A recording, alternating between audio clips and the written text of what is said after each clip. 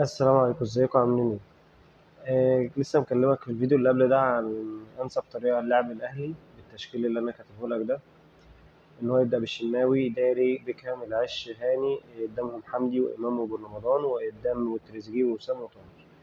طب الفيديو ده انا هكلمك فيها عن طريقه ما لايقاف خطوره ده اللي هو ميسي. طبعا كل مدربين العالم ما عرفوش يوقفوه، وكل لعيبه العالم ما عرفوش يوقفوه، واكيد مش احنا اللي هنيجي ونوقفه، بس انا بتكلم في فكره ان ازاي نحجم من خطوره ميسي. يعني مش ازاي نوقفه، هو ميسي ما بيقفش، وميسي مهما كبر لا بيلعب، حتى لو بيلعب على الواقف بكره واحده بضربه حره واحده هيجيب جون عادي، باختراقه واحده هيجيب جون عادي جدا، وانت واقف بتتفرج ومش حاسس ايه اللي بيحصل اصلا.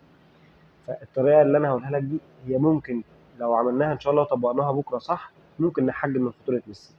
ايه طريقه لعب انتر ميامي؟ الكرة بتبقى مع بوسكيتس بسهولة في البيلدينج اب، بيستلم الكرة حد من السيرد باكات بتوعهم او من الحارس، بيستلم الكرة بوسكيتس بيلف وشه بكل سهولة، بيكسر لك احلى ثلاث خطوط في الدنيا. لو عامل 40 خط بدفاعي هيكسرهم لك بباصة واحدة. دي الحتة بتاع بوسكيتس وطول عمره بيعملها، ودي اكتر حتة مميزة لبوسكيتس. طيب انا عشان امنع الكرة تروح لميسي، انا خطورة ميسي نفسها الكرة لو بقت مع ميسي انا صعب ان انا اوقفها، تمام؟ دي ما فيهاش فيها فصال ولا فيها نقاش.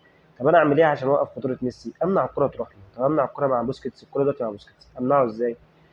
حمدي فتحي يسيب مركزه 6 ويطلع، وامام عاشور او بن رمضان هيساعده في الضغط على مين؟ على حامل الكره اللي هو مين؟ اللي هو بوسكيتس. فانا في الوقت ده اول ما اضغط باثنين على بوسكيتس، بوسكيتس مش عارف يكسر الخطوط ومش عارف يلعب الباصه الطوليه اللي بيلعبها لميسي، فهيعمل ايه؟ هيطرف الكره يا اما كده يا اما كده، وساعتها انت الكره مع اي حد غير ميسي عادي هتطحها عادي، مفيش اي مشكله. طب الكره لو وصلت لميسي، امنع ميسي يباصي لسواريز، لان ميسي لو لعب 1 2 مع سواريز هيروح يجيب جول. امنع ميسي يلعب على الباك ليفت اللي هو الجناح بتاعهم اللي هو الباك ليفت بتاعهم، لان برضه لو لعب للباك ليفت بتاعهم هيروح بكل سهوله جدا، هيجي عامل ايه؟ هيجي يلعب الكره كده، هيلعب الكره 1 2 مع ميسي، ميسي هيجي رايح في المنطقه دي هيشوط جول، هياخد ضربه حره هيشوط جول. فالمنطقه دي كلها كده انا ما ينفعش اخلي ميسي يستلم فيها الكوره. الحل فيها ايه؟ ان احنا من بدري قوي حمدي فتحي يطلع بمساعده امام او بن رمضان يساعدوا معاه في حته ان احنا نضغط على بوسكيتس ان هو ما يوصلش الكره لمين؟ لميسي.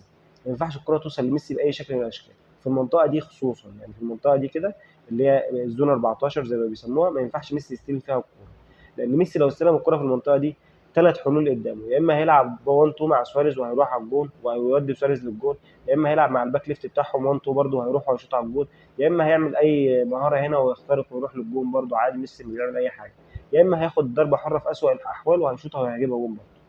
فما ينفعش ميسي يستلم الكوره في